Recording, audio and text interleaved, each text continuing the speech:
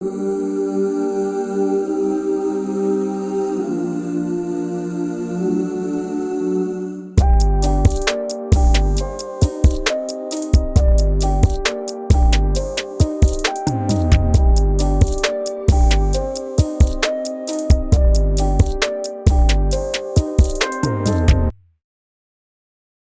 the sidelines to your ears, it's the BenchWarmers Podcast, where sports meets humor.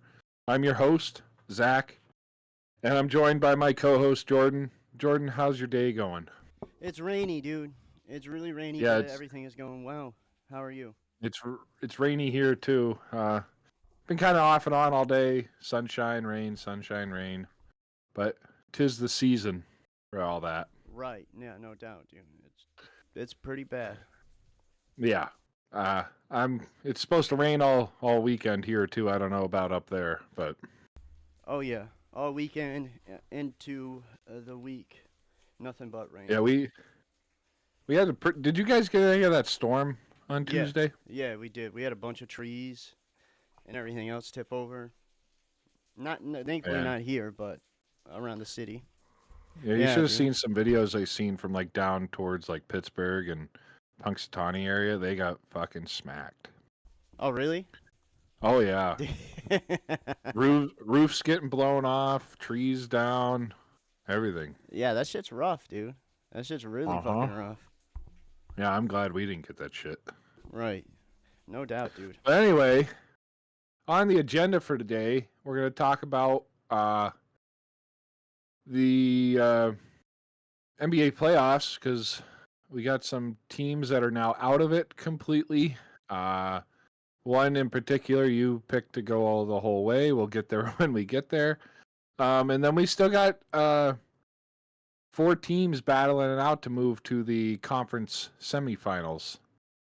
Um, Yeah. and then we're going to get into, like we said in the last episode, because we didn't get to it, we're going to get to our own draft grades, like what we thought of the teams and whatnot. And if anything else comes up, then we'll talk about that. But how's that sound, Jordan? Sounds great, dude. Yeah, let's get into the NBA playoffs, dude. There's a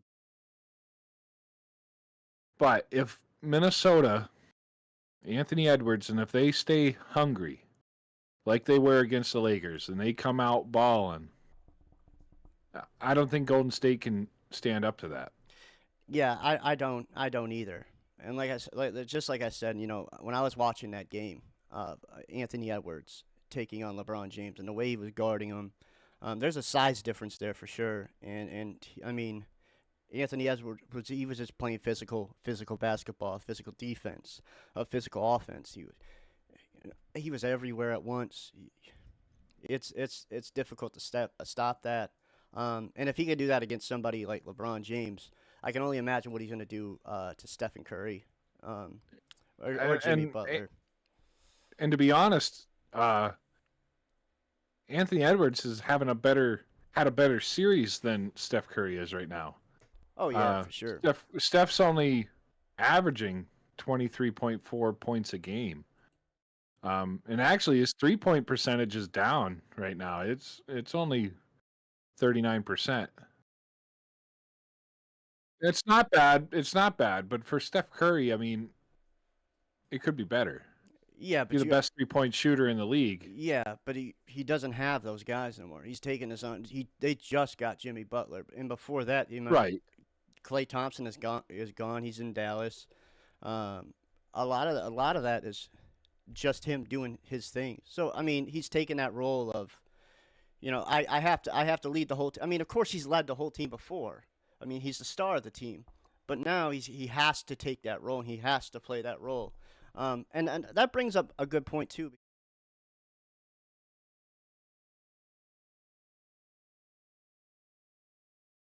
Yeah.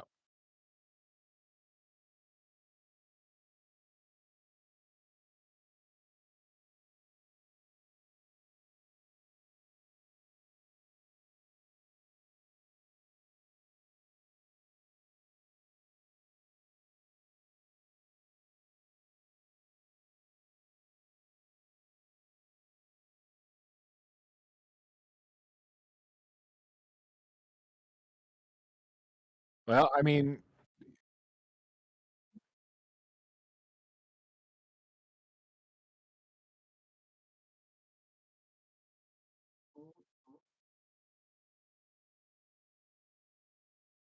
Well, Steve Kerr's been a great coach, his whole career.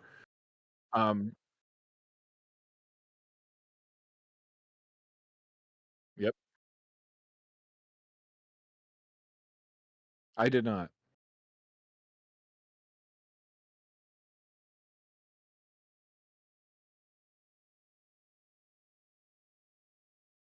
Yep,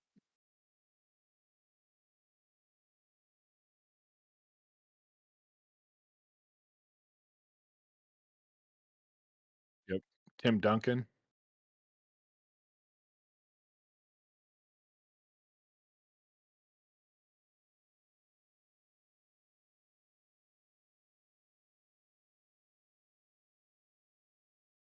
Oh, definitely.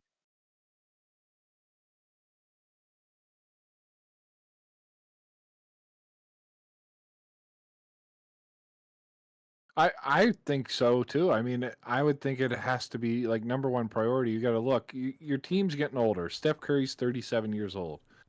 Draymond Green, he's 35. Jimmy Butler, I'm pretty sure he's in his mid 30s too, ain't he? Yeah, Yep. he's 35. Yep. Um, and not saying that 35 is too old for the NBA, but I mean, if you can tell that these guys are slowing down, you can tell Draymond Green is not the Draymond Green of old, you Mm. know. And same thing with Steph Curry and Jimmy Butler. Um, I mean, you look at Draymond Green's stats for this series, and it's nothing to write home about. Yeah. Making the he's not making the shots like he used to. Right. He's not getting the rebounds like he used to. I mean, this series he's had 5.6 rebounds, which is not bad, but he's definitely not. And he's only had 6.5 points, and he's been on the court almost 30 minutes. You know, it, so like you said, you have to start looking in the draft to replace some of these guys. And I know that's hard to say if you're a Golden State Warriors fan. Like, at some point, Steph Curry's going to need replaced. He's going to need to retire. I know nobody wants to hear that about probably their favorite player, but that's just a way of life. Oh yeah. I mean, you it know, happens, dude. It it happens. does. Age creeps up on everybody. Um, And but let's before, hold on, before the Warrior, I mean, Steph Curry became a thing. The Warriors really weren't anything to sneeze at, anyways.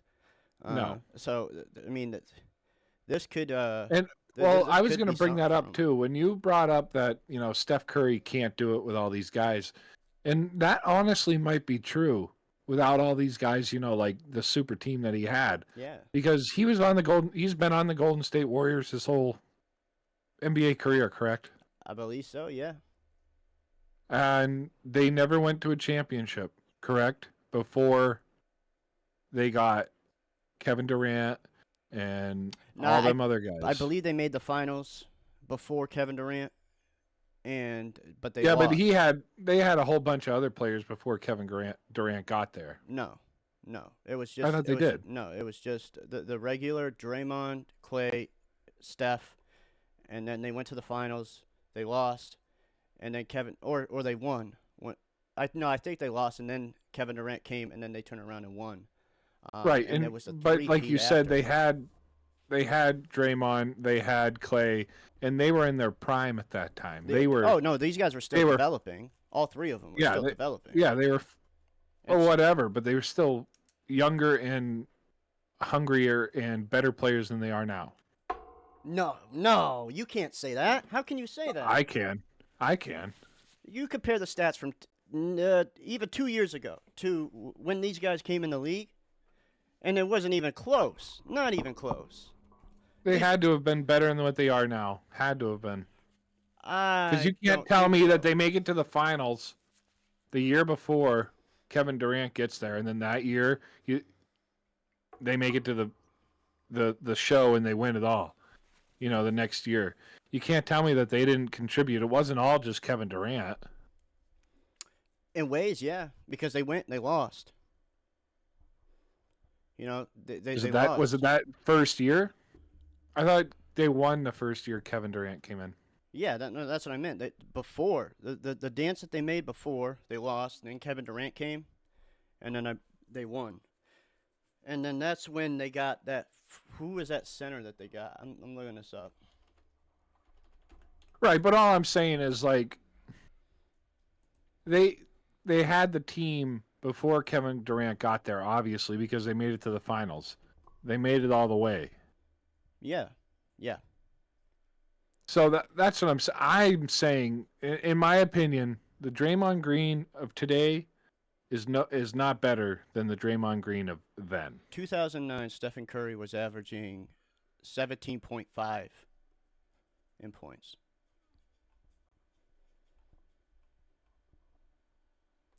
Where's Draymond?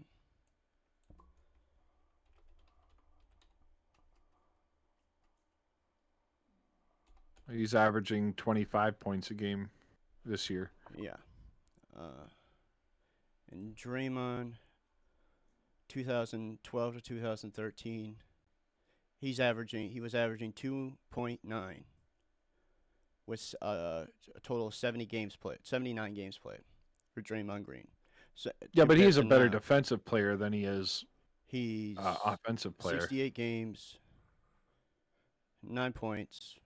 So if we're going to rebounds for defense, 3.3 compared to 6.1 now. So yeah, as I was saying, no, there's no way you can that would actually hold. But I understand. I mean, stats alone can't just. I don't know how do I want to word this. If you're saying that they don't matter, can't, they though. do. They can't. I mean, they do matter, but you got to think they were young. They had more drive. They were hungrier than they are now. That has a lot to do with it. Yeah, yeah. But the fact that they didn't make when did they make the? Let me look this up too. When?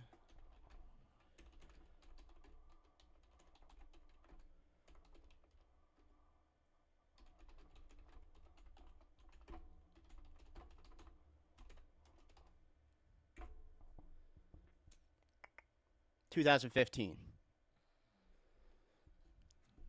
that when they won? Yeah, that's when they won. Yeah, they won 2015, 2017, 2018, and then they won in 2022. And Steph was drafted in 2012. So it took him 1, 2, 3 years, 4 years, 3 or 4 years, depending on how you look at it, to get to that level. I mean, you're probably not wrong, but I'm still gonna die on this hill that I would rather have a younger Draymond Green and a younger Klay Thompson than what they are now, regardless of their stats. Yeah, no, I'm gonna take 2020 from 2015 to 2022, 23, and the Warriors. Bottom line is that the Warriors, they just need to get they need to get better talent, especially if they're gonna keep Jimmy Butler around. Jimmy Butler had a perfect scenario in Miami. For whatever reason, I don't know why he truly left. There's a bunch of stories out there. I'm not here for the drama, but he had a Bam Adebayo down there as a big man. Tyler Hero, Jimmy Butler. Who else was there? I'm drawing a name. I think it's Caleb Martin as a power forward. That team was making the playoffs every fucking year in the East, and then all of a sudden there's issues, contract holdouts, and shit like that. Which I understand, if you're the face of the team and you've been producing, you should get paid. You should get paid what you feel like you deserve. But I would have never, especially you're late to the party, Jimmy. You should have been making these moves earlier. You're it's like going to the Coliseum now and expecting the Coliseum to be this extravagant thing of like it was, when it's not. It's broken down. It's old, and that's just like the Warriors. The Warriors are broken down, old. They got old Steph. They got old Draymond Green now, and those are the only out of the big three there. Those are the only two people that they got. Is those guys. So I don't think that it was the right move necessarily. But if he's gonna stick there, Jimmy Butler, then they need to start building around him, Draymond, and Steph again, and get that get that thing going. Because otherwise, it's just they're gonna be a stick in the mud. Especially, I mean, we can't say this enough. Like, your next opponent is Anthony Edwards. That's your next opponent, and if you can't keep up with Yep. that pace and that level and that drive of play, you might as well pack your bags and go home now. Right. You know. Right. But moving on to the East, um, if we things.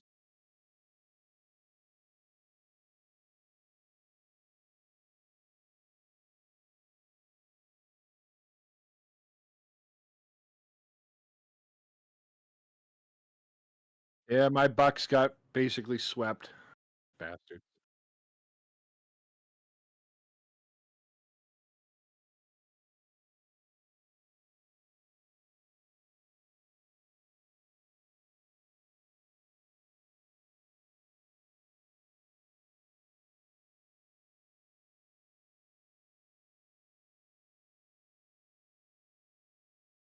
I did not actually. I didn't even know anything about it.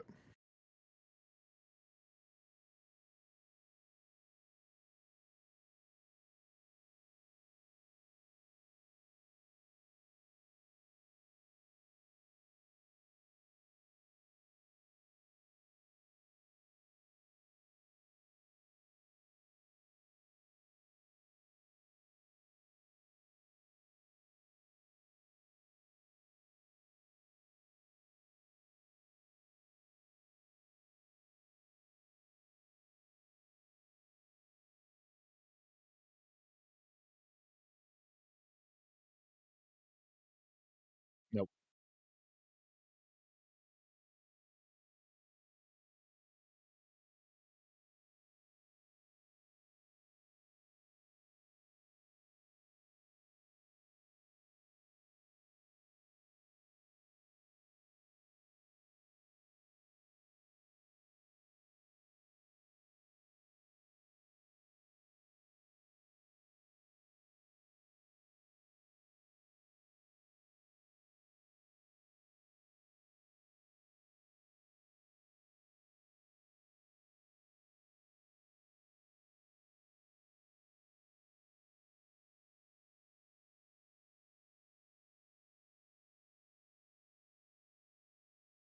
Right.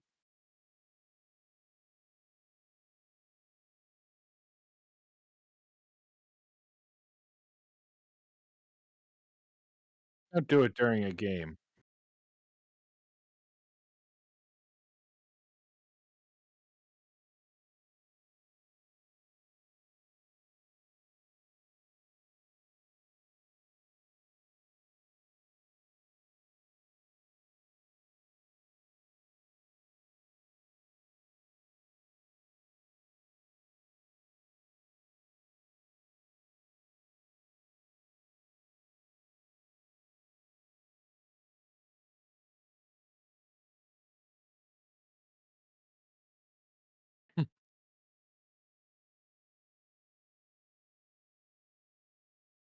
No, probably not.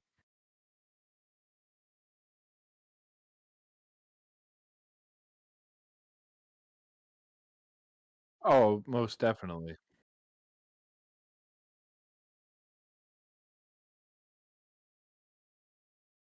Uh, I have the clip, but I don't want to play it because I don't want to. Uh, yeah, yeah.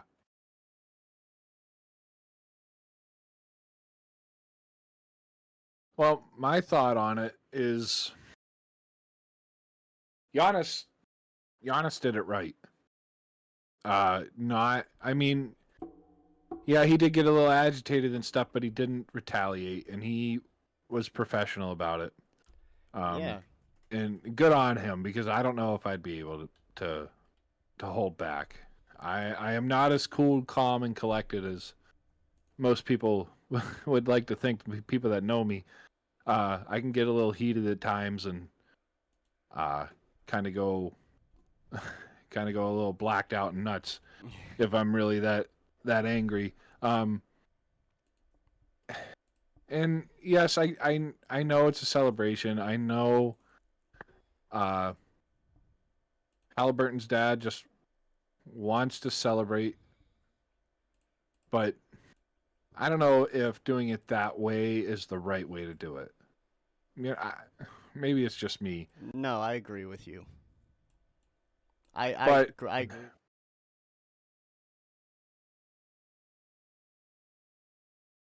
and especially because it's, I mean, yes, get excited because the Pacers won. They won the series. They're going to the semifinals. You have a right to be excited, but get more excited get excited like that when they make it, when they win the conference finals and they go into the finals. Get excited like that when they win the finals. You know, this is just the meat and potatoes of the playoffs. You know, yeah, I just, yeah,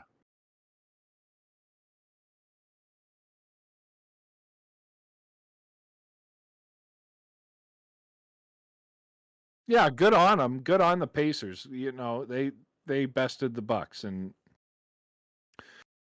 congratulations to them. Yeah,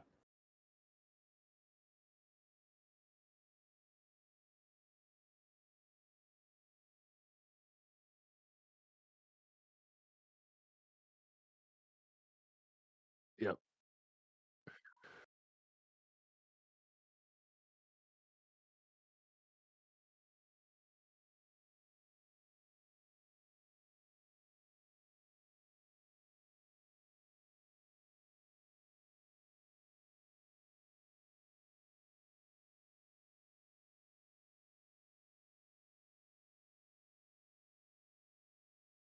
yep, right,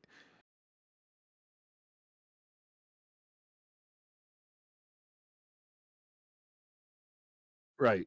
And you gotta also think too, if you're Halliburton's dad, like you're going up against the Cleveland Cavaliers, who are on fucking fire. like, like he's got to know, like they're gonna have a hard time. Maybe get excited when you beat the number one seed, when you beat the beast in the East right now. Yeah, You know, yeah,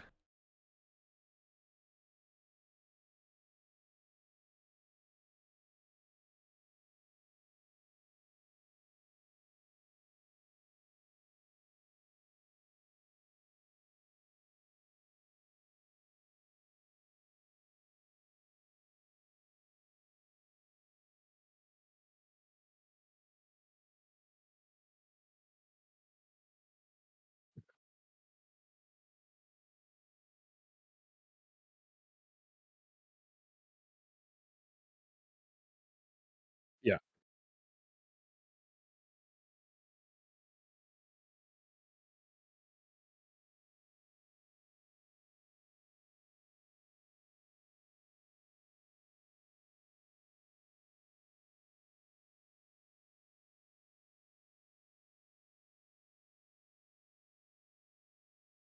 right. It was, and they better bring that type of fire when they go up against the Cavaliers. No. Oh yeah, they have to beat the fucking bricks off the Cavaliers, or whatever Halliburton's dad did goes for nothing, basically. absolutely, dude. Absolutely, 100%. But the rest of the Eastern Finals, yeah, as Zach said, the Cleveland Cavaliers are the next opponents for the Indiana Pacers. Um, for the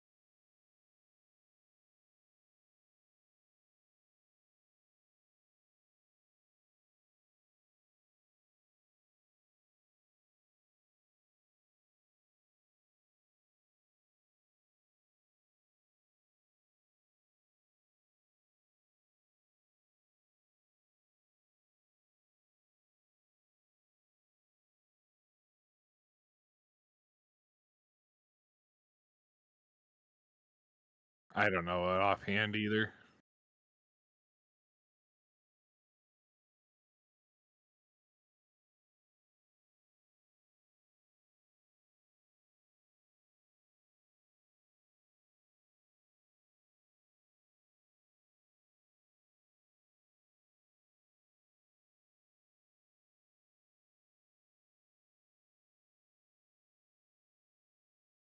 Right.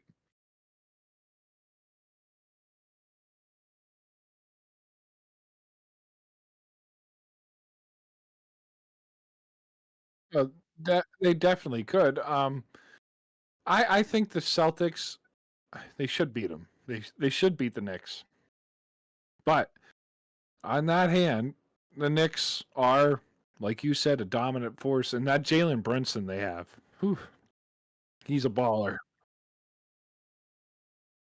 Yeah, he is. I mean, in just to the last series, he was averaging 31.5 points. You know, and Jason Tatum's right there with him. 31.3 points. But Jason Tatum's also getting the rebounds. 11, almost 12 rebounds. Y- but they have to. I think the Celtics really have to keep Jalen Brunson under control to to win this series. Um, and on the other hand, the Knicks need to take control of Jason Tatum. So it's hard to say who really has the upper hand. But if I had to guess, uh, it's in my opinion the Celtics move on. Oh yeah, Um, yeah. I like I but said, it's just one of those but teams. also I kind of forgot that the Knicks also have a monster at center, Karl Anthony Towns. Oh yeah, Uh, yeah. I mean, he's a great player. They got OG Anunoby. They Yep. have some phenomenal players on Their that shooting team. guard is really good as well. I can't remember his name. You have it up there? Let me see. Shooting guard.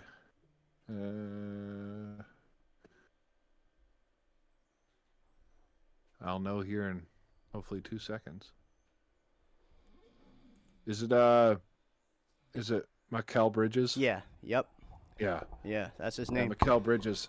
Yeah, his stats look good too for the series. Yeah. So, I mean, they have a dominant four. A dominant starting four. Yeah, absolutely. And like we said, the Celtics have a dominant team as well. So it's really gonna be a coin toss on who could win this game. To be honest. Yeah, and like I said, that's what makes this. Yes, you got the Pacers and Cavaliers up top, and that game's gonna be awesome. The Pacers just put on a clinic against the Bucks 4-1, and then the Cavs swept the Heat 4-0. So those two teams matching up, meeting up, that'll be great. But when it comes to the powerhouse games, I have full faith in the Boston Celtics and the New York Knicks will deliver on every on every occasion. Yep. On both sides of the ball. From the Knicks starting five to the Celtics starting five. It's loaded from to the gills, man. So that game is going to be that series itself is going to be phenomenal, and I can't wait for it. But yeah, dude, that's the NBA playoffs as it is now. What's your thoughts? Looking at how everything's shaping up, obviously our picks for the finals are going to be different now.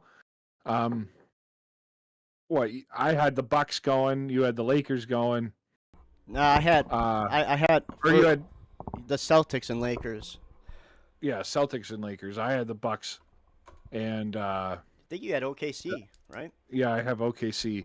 So OKC's still in it. It's hard to pick in the East.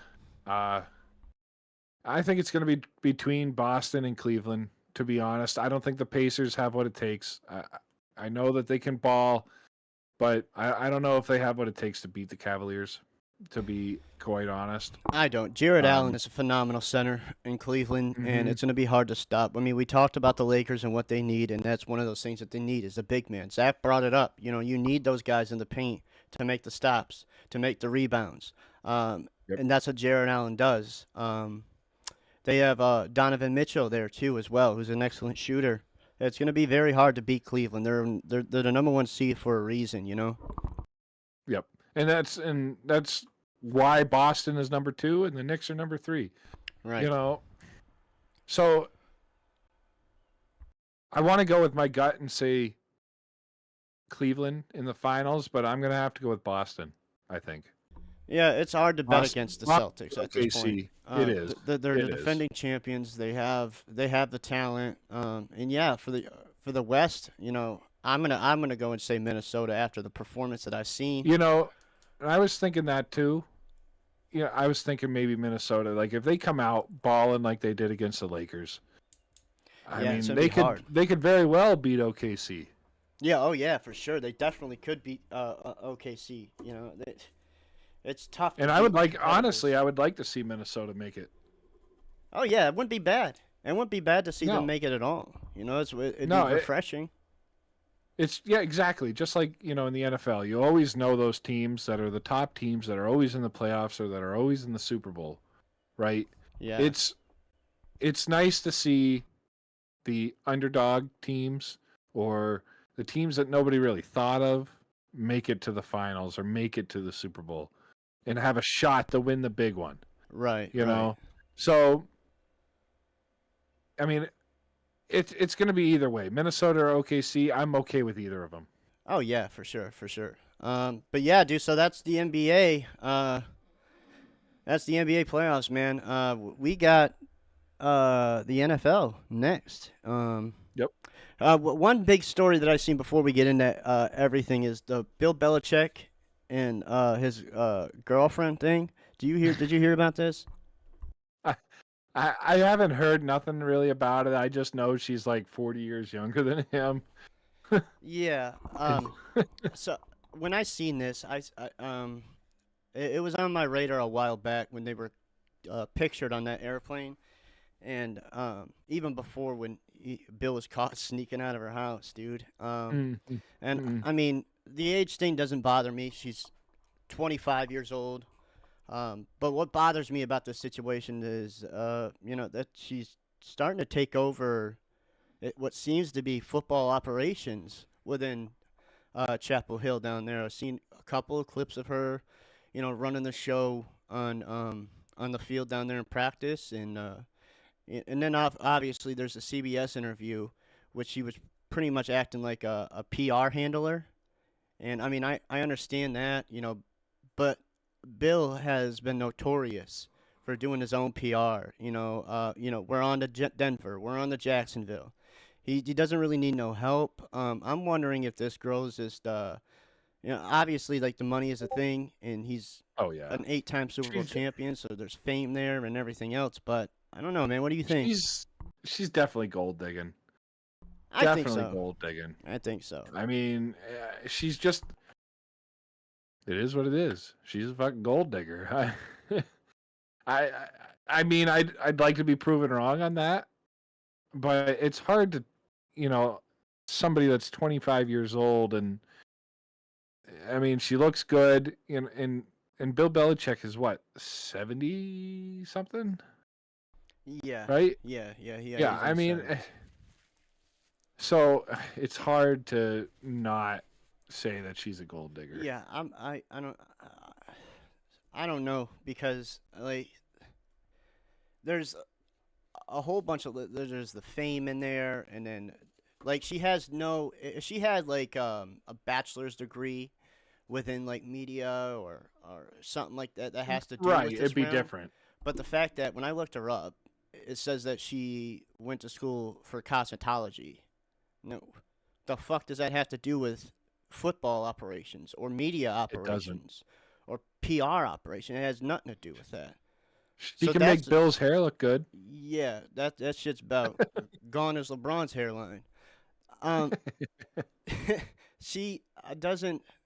It just does. None of this makes sense. So it's hard to argue the fact that she's in it for the money and the fame, because she's showing up on at Chapel Hill with these, you know, Carolina blue, you know, mink coat things now and all this other things. I just don't. I don't like this. I don't like this for Bill, and it seems like Bill seems to be having fun with it. I Uh, mean, do you think Bill knows? Like, he's got to know. well, I made a comment on a YouTube video the other day, and I said, "Go get it, Bill. Get yourself some." And the reason for that is because, like, hey, if he knows, which I'm assuming that he does, he's not a dumb individual. He's one of the greatest defensive minds in the history of the game. So I'm assuming that when it comes to like this type of chess game that's being played right now, he's already a step ahead of her. So I'm assuming that everything's protected. But I'm my guess is that he's using her for a piece of ass. I mean, It, good on him if he is. Because from what I've seen, dude, it's like handing your little sibling the controller that's not plugged in when they want to play the game. Yeah. That's exactly what I'm seeing. Because honestly, dude, if it's any other way than that if she actually is and he's clueless, this isn't going to be a good look. This isn't going to end well for him. It's not. But It's not. But we'll have to see how that all progresses. that's what I'm saying. Is like at least give him the benefit of the doubt. I mean, we can have our opinions on it, but as far as like, because I've seen some like hostile shit, the trolling and everything else. Let him be. If Bill Belichick wants a piece of ass that's 25 years old, as long as he's not going below the age of 20, let him be. Right. Let him Hey, be. she's an adult. She's an adult. Yeah. But yeah, so I they just make wanted their to- own decisions. Yeah. That's one of those sports meets humors thing that we like to talk about. Yeah. But this draft, dude. So, what did you think? Because I know we're going over our hometown teams, our favorite teams, and then the rest of the league as well.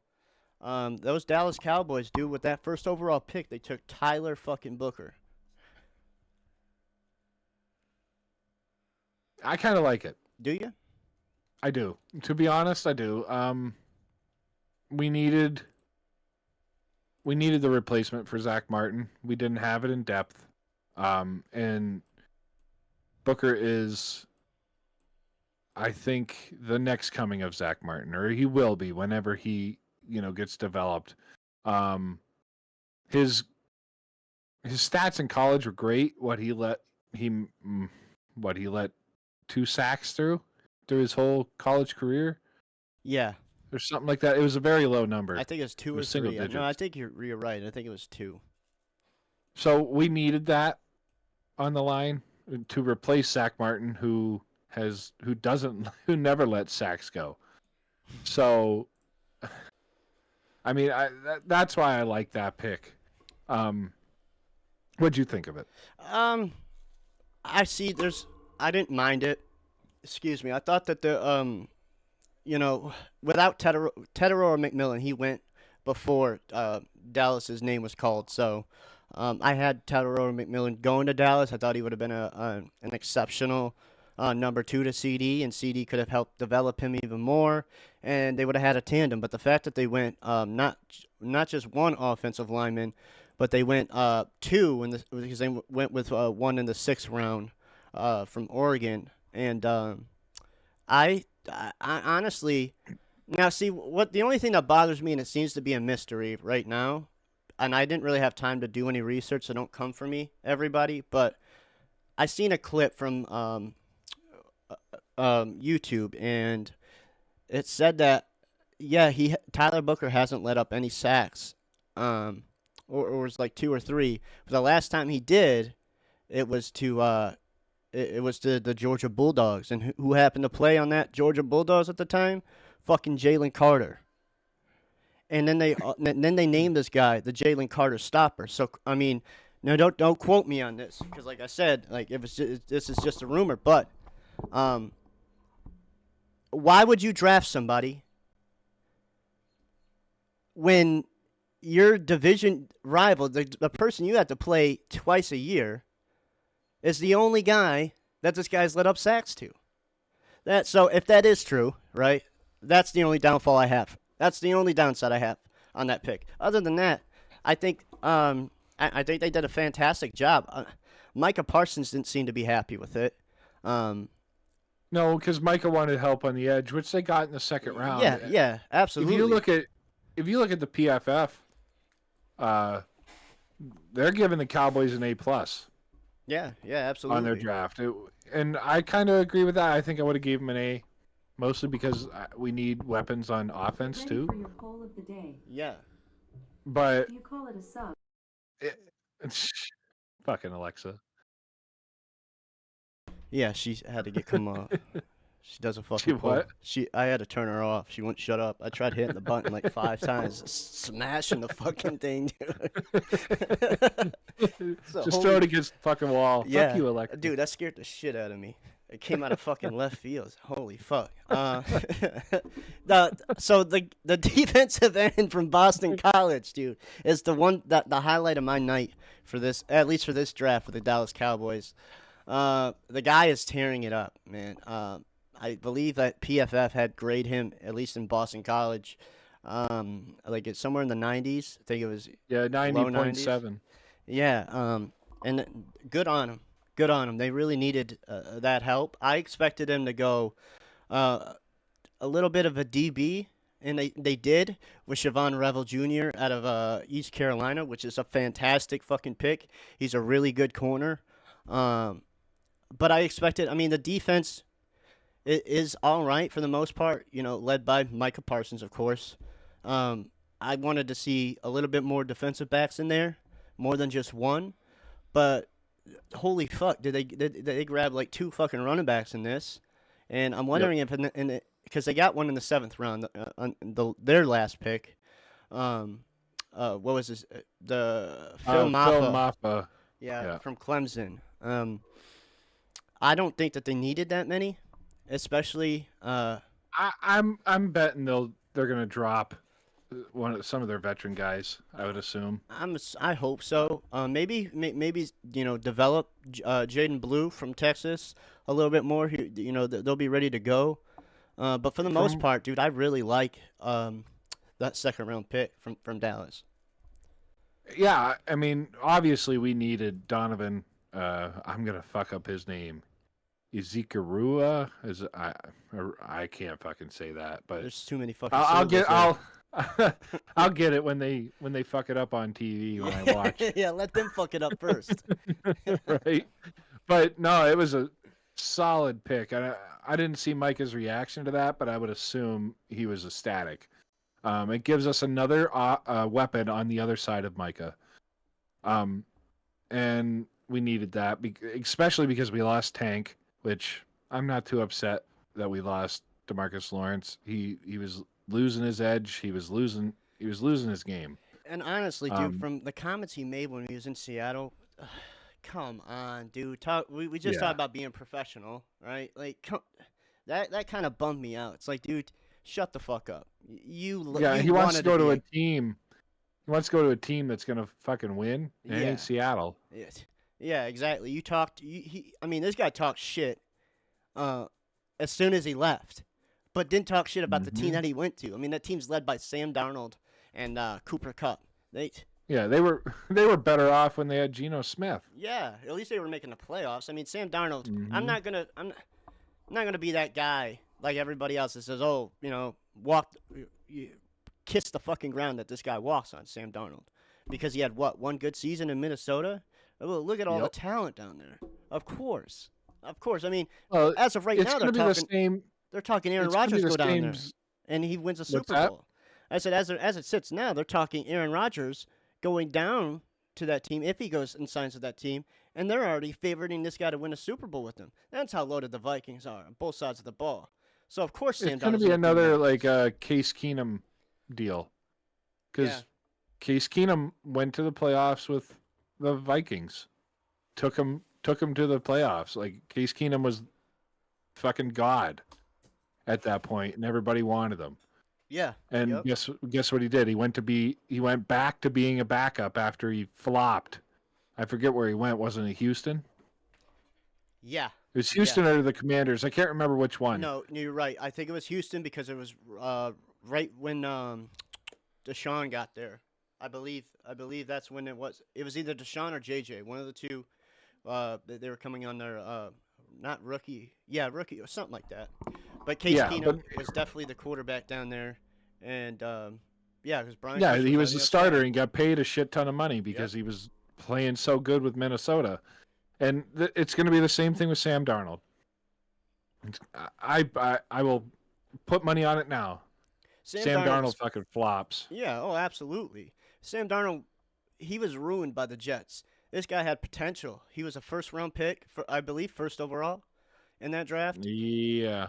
and the Jets ruined him. The Jets are just like Hmm. the Browns. They go hand in hand together. They ruin talent, except for Myles Garrett. It's the only one Yep. that's worth anything over there. Deshaun Watson, Hmm. he's not worth a damn anymore. Um, uh, who else was there? Amari Just Cooper. yeah, no. Quarterback wise, over between the two. Oh, That guy that likes to fuck old ladies. What is his name? Johnny Manziel. No, the blonde. Well, they ruined kid. him too. Oh yeah, they did. They ruined his ass too. Well, he ruined himself a little bit too, because that motherfucker was out there. No, that kid that played for the Jets, blonde-haired kid, like to fuck cougars. Remember him? Is that? Oh, fuck. I know who you're talking about, but I Yeah. can't think of the name. That- he- But regardless, we're getting off topic. But the same thing. Those all guys go hand in hand with each other. Case Keenum, Sam Yeah. Darnold, Cougar fucker, and Johnny Manziel. They're all the same. Dude,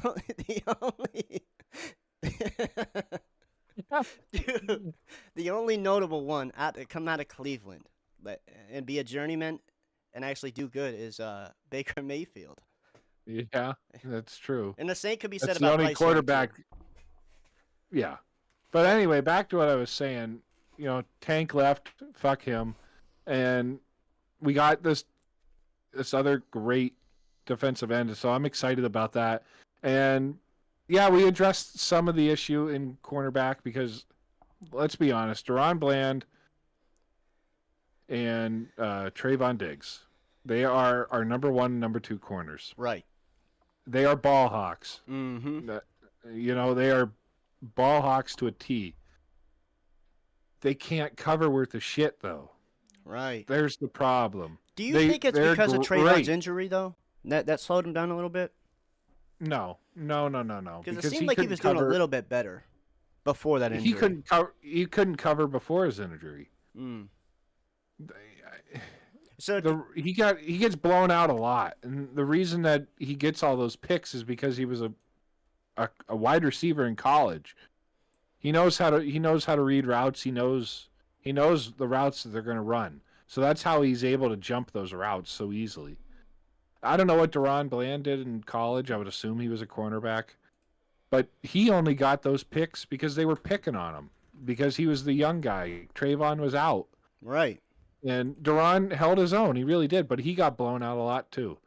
So I'm hoping that Siobhan Revel changes the narrative in Dallas for our cornerbacks. But again, we'll have to wait and see.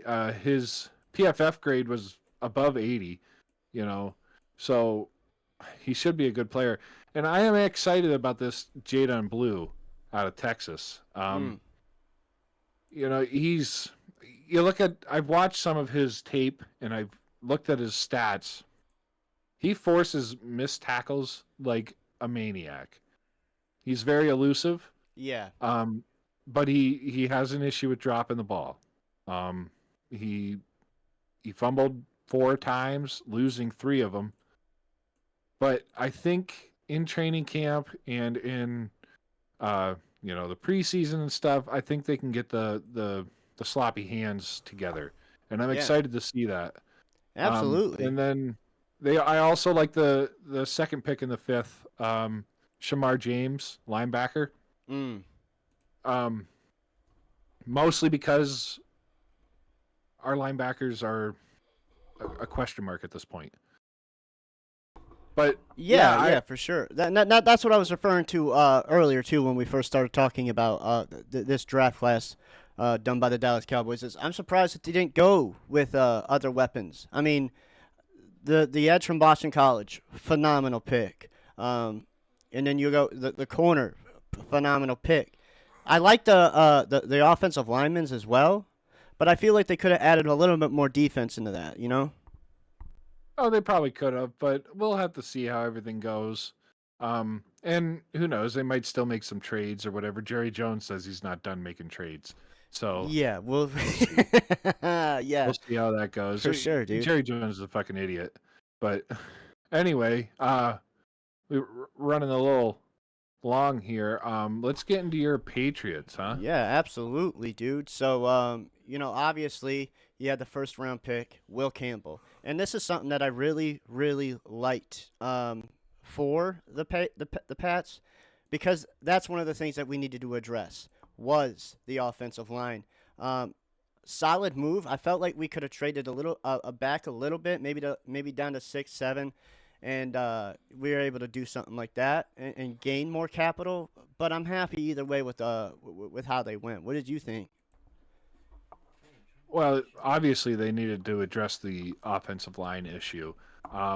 I do like how they went more offensive approach in the first early rounds, because that's what they struggled with. Their defense is okay. Yeah. I Oh, mean, absolutely. they didn't really need too much help on defense. I mean, they need help, but not like anything crazy. Right. Um, Right. and Absolutely. I like how they took their later picks, and got defensive players. Absolutely. That's very smart. Very, very smart on especially you got Mike Vrabel coming in. The Pats have been through the ringer with Gerard Mayo. A lot of people disagree with his firing, but I don't.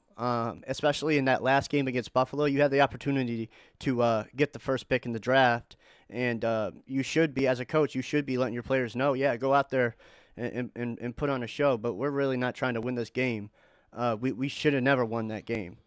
Buffalo was trolling the shit out of us that entire game. They gave us the ball. They put us in excellent field position. So many things that Buffalo did to make sure that Buffalo would lose that game, because that you don't want your division rivals to be in that spot. I mean, No. if they were in that Oh spot, yeah, Buffalo definitely threw that game. They had no reason. absolutely. So when it comes to the Gerard Mayo firing, I understand that. I mean, it's business. I get it. He was a linebacker coach, and he actually played. Cut all that shit out, because this is not, family time or whatever you want to call it, dude. This is the NFL, and you need to be on that type of time of I need to put this team in every single fucking position to be the best team possible. And he did not do that in that last game against Buffalo. I understand that they were trying to shop around Joe Milton. I get that. You had a preseason coming up that you could have done that with. You could have put him in, when we were from week 13 on out to the last game, and then the last game, just throw that. There's multiple different ways that Gerard could have put Joe Milton out there to show what is available for trading, and he just didn't do that. So yeah, when it comes to Gerard Mayo, I support the firing, and I don't think it had anything to do with what people are saying it does. And I won't go into that because that's just I don't do that whole race thing. But Right. nonetheless, like the Patriots are in a good spot with this. I really like the Will Campbell pick. And then we got the running back from Ohio State. Yeah, the Trayvon Henderson pick, that's a good pick. That's a fantastic pick. He's an excellent receiving back. Bring a lot more to the offense. Ramondre Stevenson, that was one of those Gerard Mayo things where he says he had confidence in him, and the whole I've dealt with him, and I know that he has an extra gear. We never seen that extra gear, and now that's not them saying that he should be cut, because we do need depth, and Right. Ramondre can fill that slot. But as far as day one starting, I would like to see Henderson out there on the field. I think you will too. I honestly think they start him. I think so too. And it only makes everything better because he's an Ohio State guy. I love Ohio State. I mean, what is your thought just on the two alone? Just on the 2 draft picks alone, what did you think? I thought they were tremendous picks for the Pats. Yeah. They, like you said, they needed help at running back. They need help on the line, and they did great. I mean, PFF has their grade as an A. I probably would have gave them an A+, to be honest. Oh yeah, absolutely. I agree with you. And even their 3rd-round pick, that Kyle Williams. That I was just gonna dive into that. I'm glad you Yeah, brought that up. So yeah, go ahead. He is a weapon at wide Absolutely. receiver. Absolutely, and that's something because I know a while back you and I had talked about the Stephon Diggs thing, and I'm still iffy on that because I don't know what he's going to bring, and I don't think anybody except for Stephon and Mike Vrabel know what he's about to bring, and I'm hoping that you're right, Zach, and I'm hoping that this guy just brings the cool, calm, veteran feel to it, helps develop these guys, and makes plays of his own. And, you bring up Stephon Diggs. I believe that's going to help Kyle Williams I do too. tremendously. I do too. I know that Even though Kyle Williams is a stud at wide receiver and he knows what he's doing, Stephon Diggs is really going to help develop him, I think. And even if Stephon doesn't take him under his wing, so to say, it'll give Kyle Williams a reason to compete, to be better. Let's be, in his mind, I would think, I want to be better than Stephon Diggs. Oh yeah, absolutely. Never was. You know what I mean? Yeah. So it'll help. It'll burn a fire under him. Yeah, absolutely, dude. So yeah, to Zach's point, like if Stephon, it all depends on him. If he wants to, sit here and play the I got you game when it comes to, his former team in the Bills, then we don't need somebody like that. We need somebody that's going to build and develop, as a veteran / bridge player, and then you get into the production part as an individual. Stephon Diggs will bring that, and I think Kyle Williams will play off of that. Then on top of that, like we still got Pop Douglas. Demario Douglas had a phenomenal season last year, and he really helped. Really helped out a lot when it came to playing that role.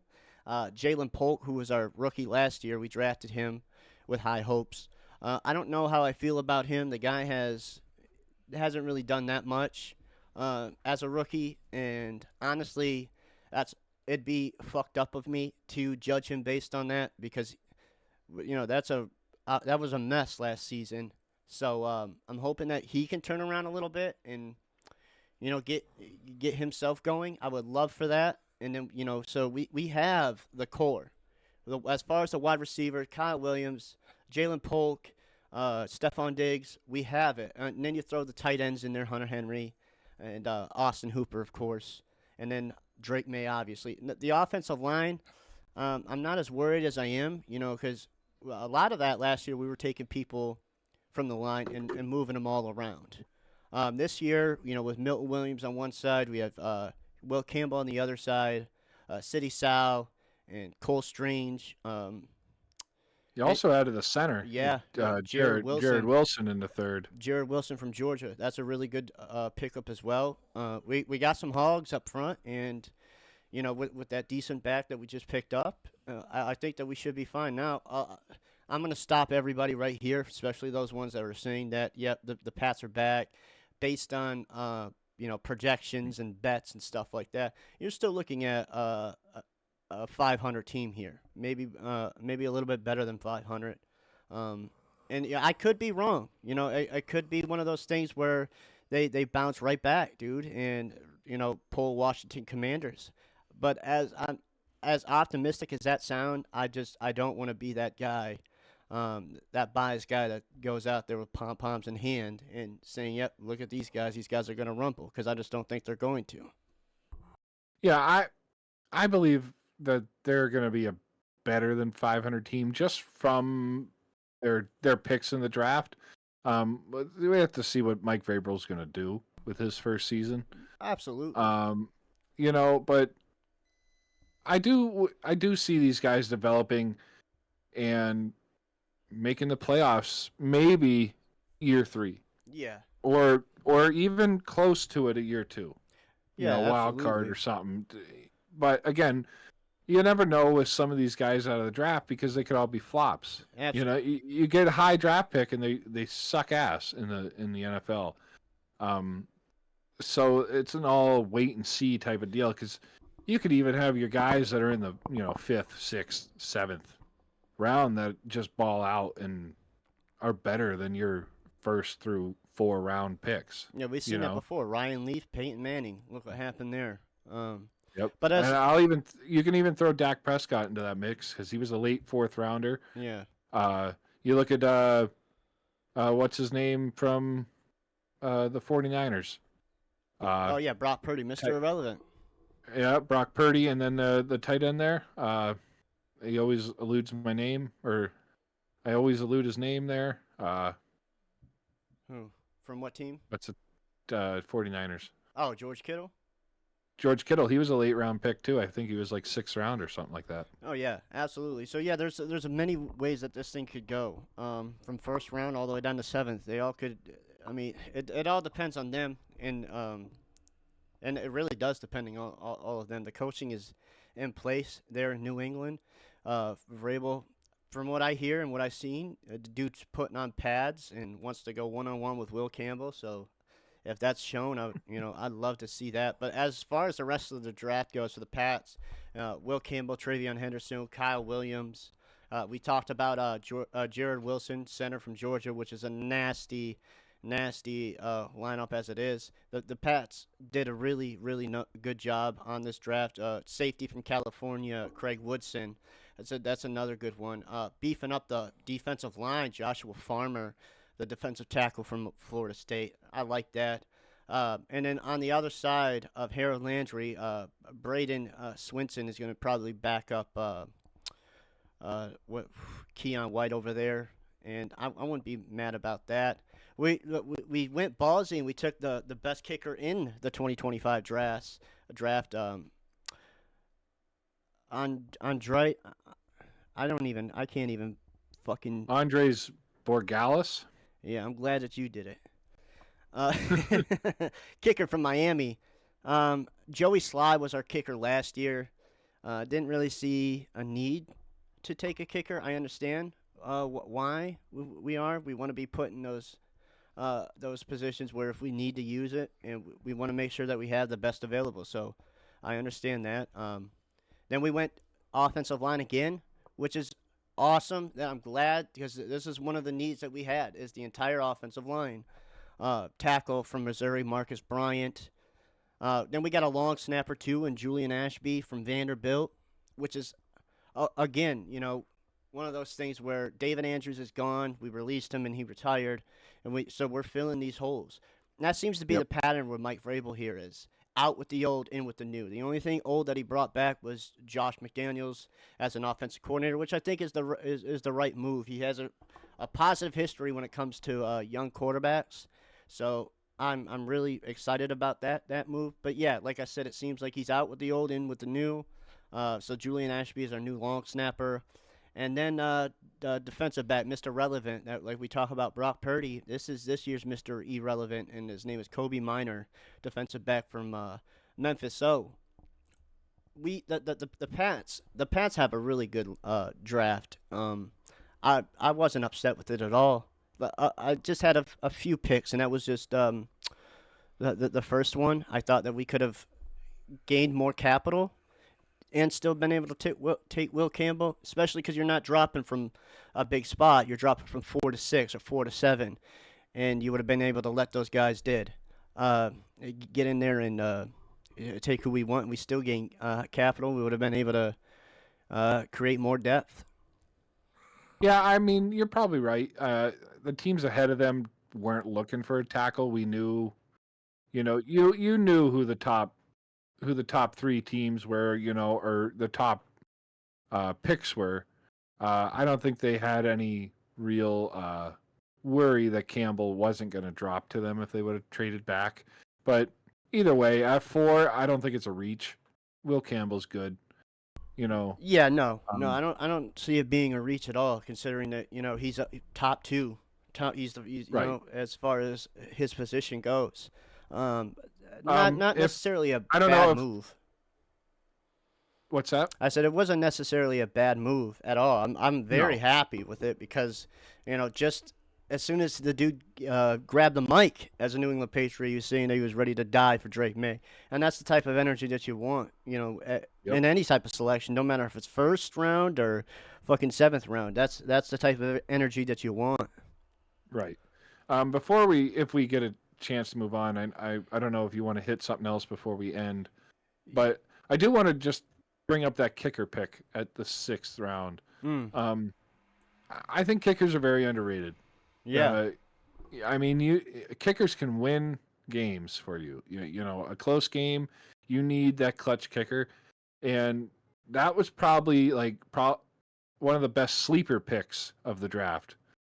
Is that kicker? As long as he's able to produce, Yeah, like I said, mean, he produced in college, yeah. so I would assume he'd be able to produce in the NFL. I mean, it's not easy to kick. And not everybody can do it. I tried to do it when I played football in high school. It's not easy. Yeah. So like I really like that pick. So like I said, we had Joey Sly there, who wasn't bad. But when you have the opportunity to take the best available player in that position, always do it. Like I said before, there's many times, where these teams get into these situations where, they need a clutch kicker like that. Or they need, so that role of special teams, no matter if it's punter or kicker, these things matter a lot. They matter a lot. You mean fourth and one? How many times have you seen a punter take the ball and go and get that first down? Or you're on the 40-yard line, 50-yard line, and you see Greg Zuerlein zip it right through the uprights and win the game. Right. Yeah, absolutely, that wasn't a bad pick at all for the Patriots to take that. It was kind of one of those things that was out of left field. I don't think anybody was upset with it, or not that I've seen. I definitely wasn't. I don't see a reason to be upset with it. No, to be not honest. at all. Like I said, it's one of those things where you want to take the best available in that position, and he is number one as far as it goes in kickers. So I really do like that pick. Out of this entire class of the New England Patriots, I really like the Will Campbell pick, though. I would say that's by far my favorite. Yeah, I would think that's probably everybody else's favorite. That's a New England Patriots fan. I think I like the Trayvon Henderson pick more than I do the line pick, but they needed help on the O-line, so it's a toss up between the two. Yeah, for me. Oh yeah, absolutely. And then finally, what we got next is Aaron Rodgers and the Pittsburgh Steelers, and that'll wrap things up. And then we'll, obviously Zach and I will get into it a little bit more. We've been we're gonna get into more probably like a episode of just football or something, or just touch on like other things and then hit football, because football is gonna get slow now. And there still could be some trades or something that happen, but we'll just go through the draft and we'll talk about what we think teams could have done better with or whatever, but we'll get into it just because we'll have to fill that slot. Yeah, absolutely. So when it comes to the Steelers, dude, we'll start off with what they had chosen in the draft, because that'll segue in to Aaron Rodgers itself. So when it comes to the Steelers, man, they didn't do too bad themselves. I didn't think so. Did you see that? I didn't think they did bad, but I think they prioritized things different than I would have. Because you have that question mark at quarterback, because Aaron Rodgers isn't a sure thing that he's going to sign there, or is he? I haven't seen any news. So when it comes to that, hold on a minute. The Zach made a great point. The Steelers, it was all over the place when it comes to them drafting. I thought the same thing. They got a Derek Harmon tackle out of Oregon with their first pick at 21. I thought that they were going to go and choose Shador. We'll get into that next episode, because I feel like that whole thing needs to be talked about as well. But Yeah. they went offensive tackle, and then on round 3 they took Caleb Johnson, running back out of Iowa, which is not a bad pick at all. They do need they got the wide receivers. They just need 2 positions on the offense, and they're locked.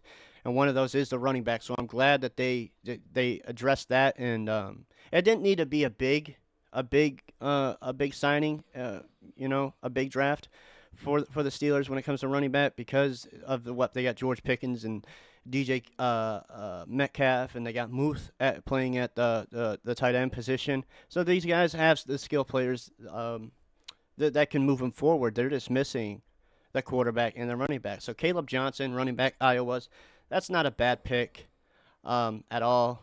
And next is, one of my favorite players coming into the draft, not just because I'm an Ohio State fan, but because of the production that Jack Sawyer has brought to the team. Yeah, I'm kind of scared to see what the Pittsburgh defense is going to do, because you got Jack Sawyer on one side and J.J. Watt on the other. Yeah, dude, and that's a tandem. So Jack Sawyer, edge rusher from Ohio State. They have him here as an outside linebacker, but yeah, edge rusher nonetheless. Jack Sawyer, national champion.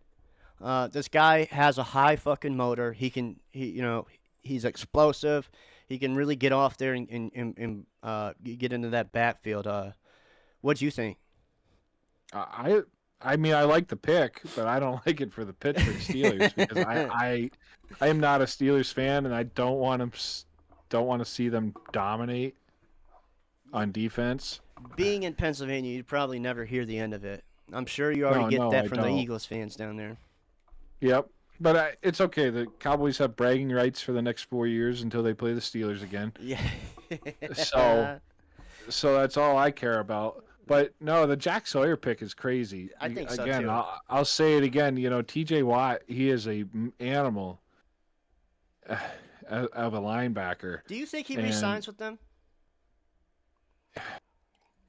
Depends. It depends on, well, if the money's right, and if he thinks that they're going to be able to compete for a Super Bowl. Yeah.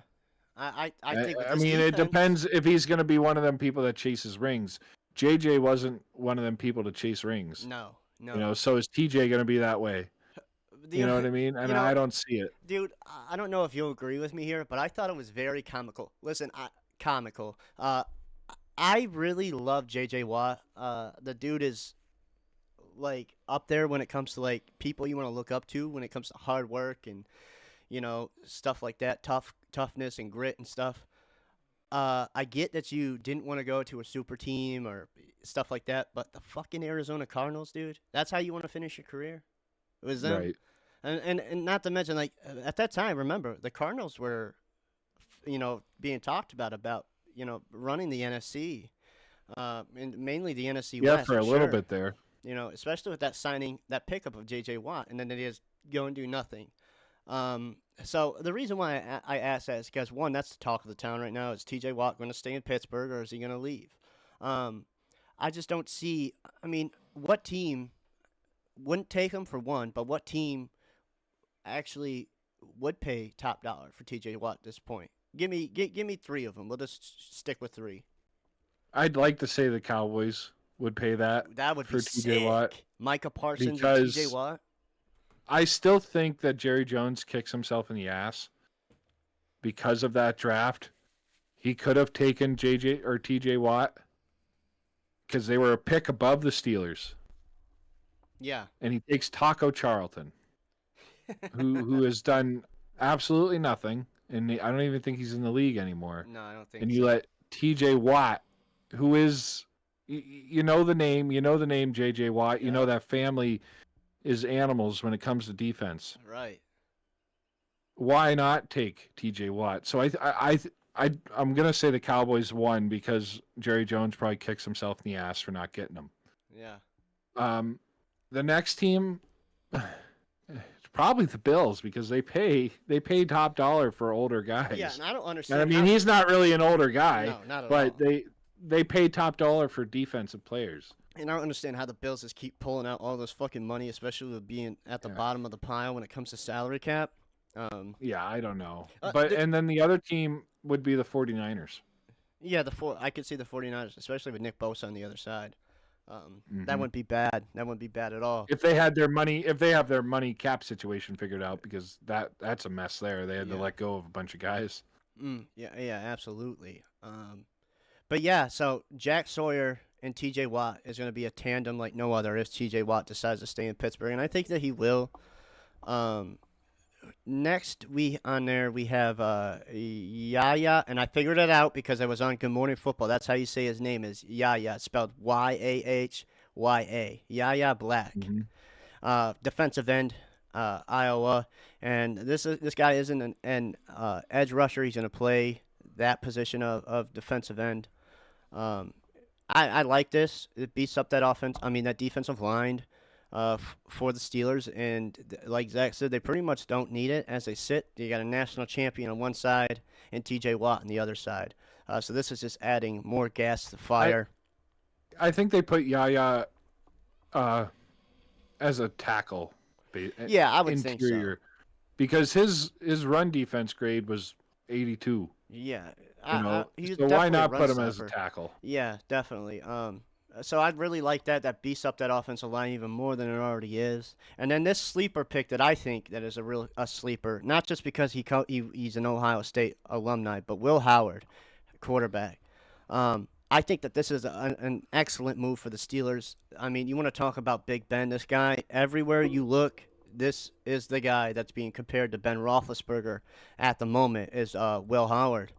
And Aaron Rodgers don't sign. Okay, I think that they'll be all right. I don't think that this team might do well considering the defense, but when it comes to the offense, they might. I don't think that they'll struggle. I think that they'll do subpar. But Will Howard is a great start for the Pittsburgh Steelers. These guys have been through hell and back when it comes to quarterbacks between Russell Wilson, Mason Rudolph, who they have now, and the list goes on.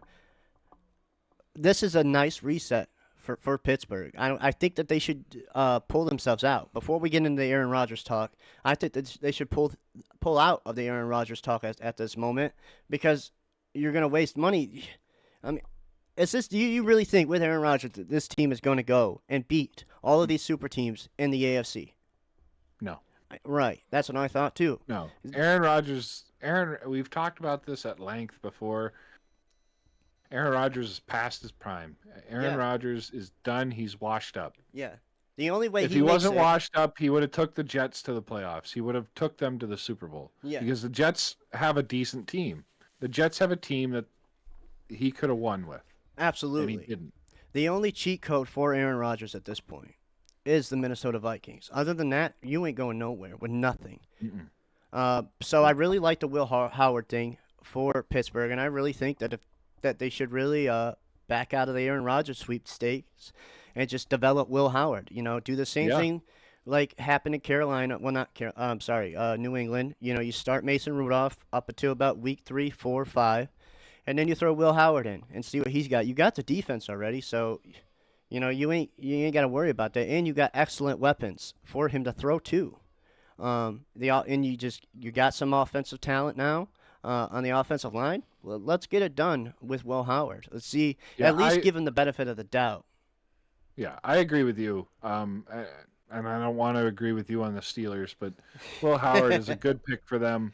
I've watched some tape on him, and he is Ben Roethlisberger-esque.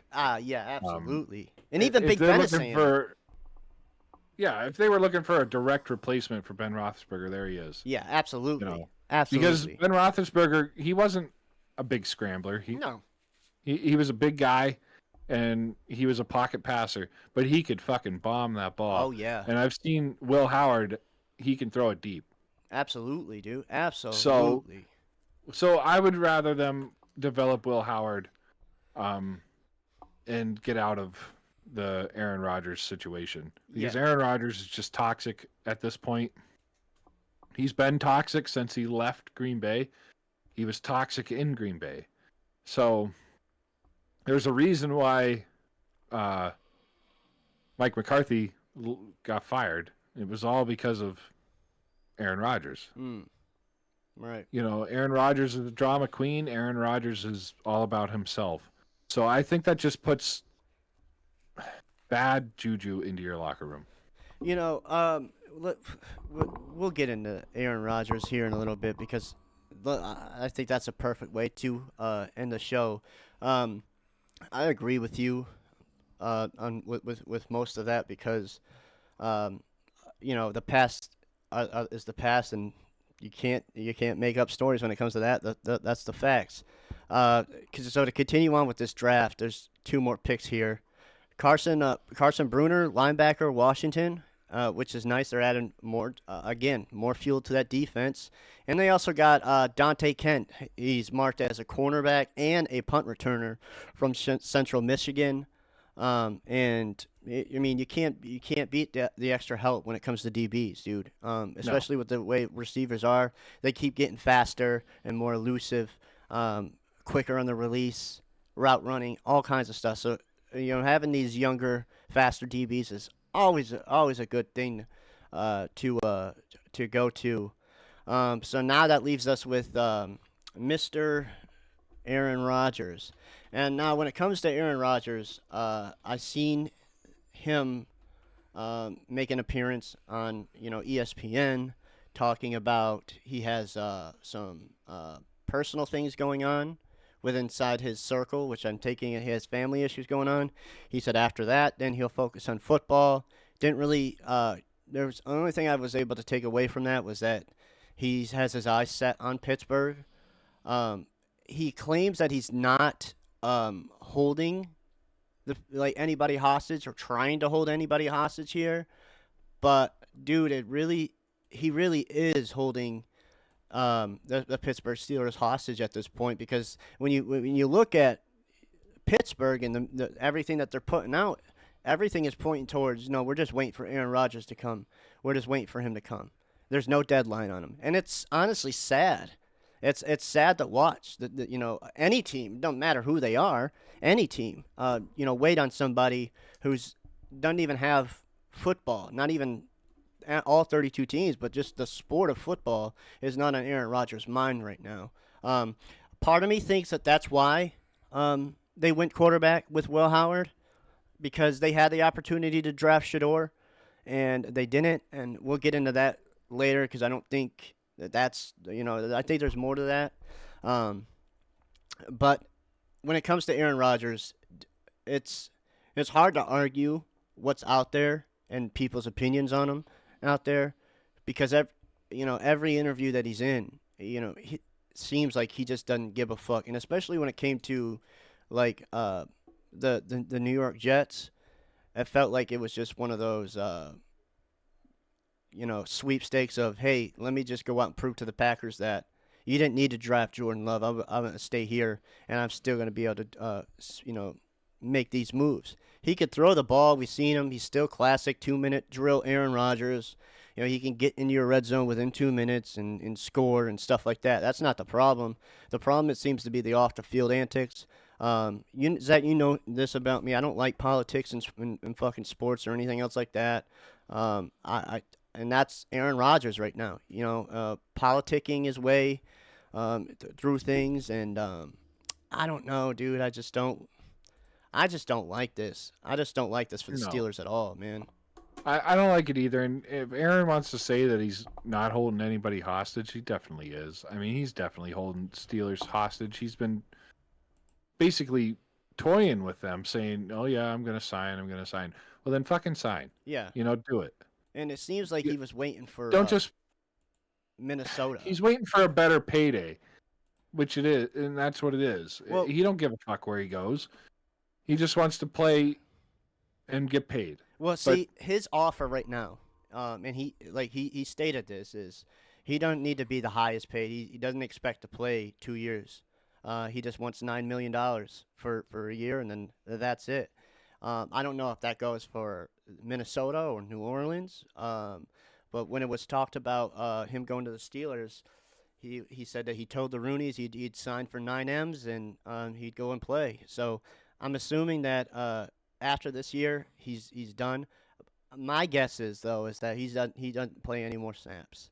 I think that he's done. I think this is a sure sign of him saying that I don't want to play no more. And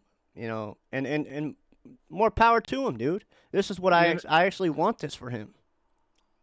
You know, Tarnishing it. He's tarnishing it.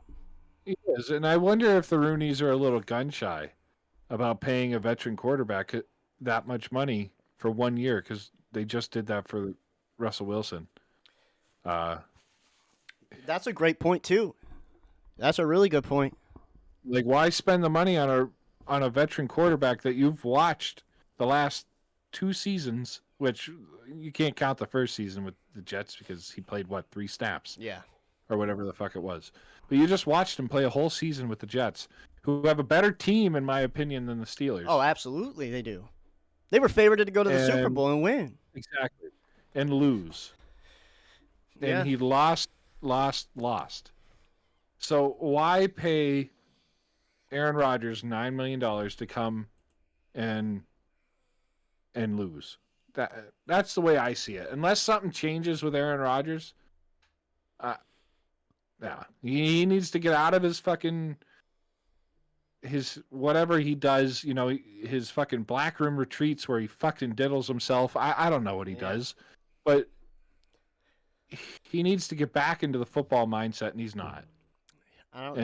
He hasn't been for a long time. I think this is it for him. Yeah, it definitely is. And if he doesn't sign, retire. Honestly, dude, he says it like you said. He says he's not holding these people hostage, but he very much so is holding people. Because, like I said, I personally think that he's done. I think that yes, he has personal stuff going on. I get that.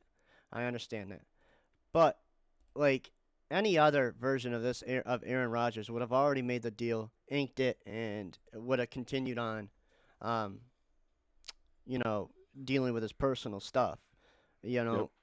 I mean, call me what you want to call me, heartless, whatever, but like this is a different this is a professional athlete that we're talking about. This is how he makes his money. So for him not to have a deal inked already and to come out and say that kind of stuff pretty much points to me like, yeah, he's contemplating retirement more than anybody thinks that he is.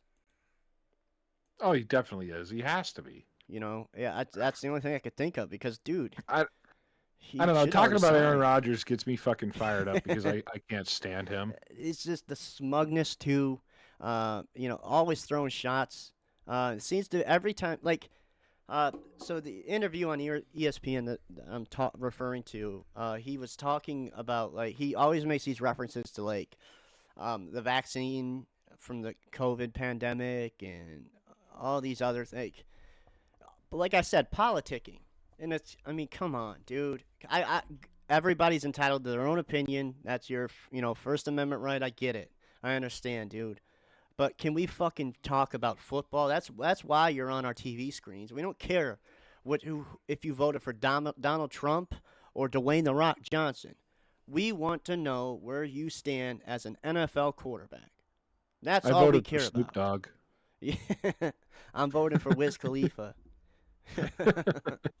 Yeah.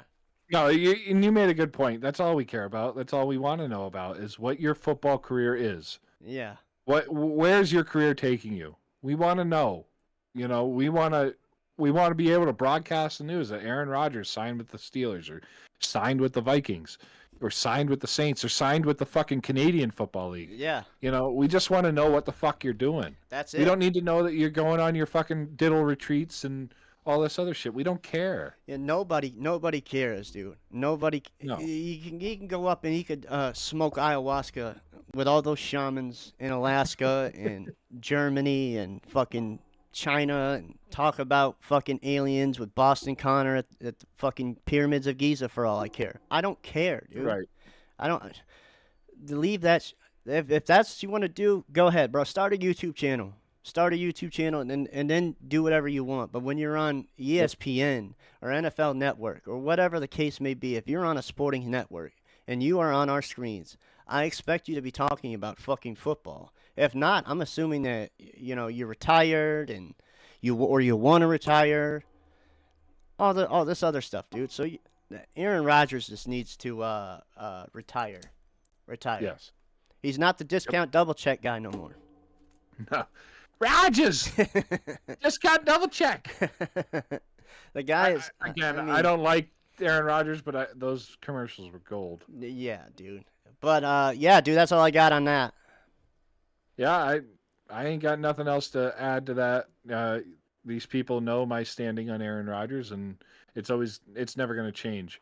But so that is that for this episode of the BenchWarmers Podcast. So with that, the starters get the glory, but the BenchWarmers bring the fun. Tune in for another episode of the BenchWarmers Podcast, and thanks for listening. Peace.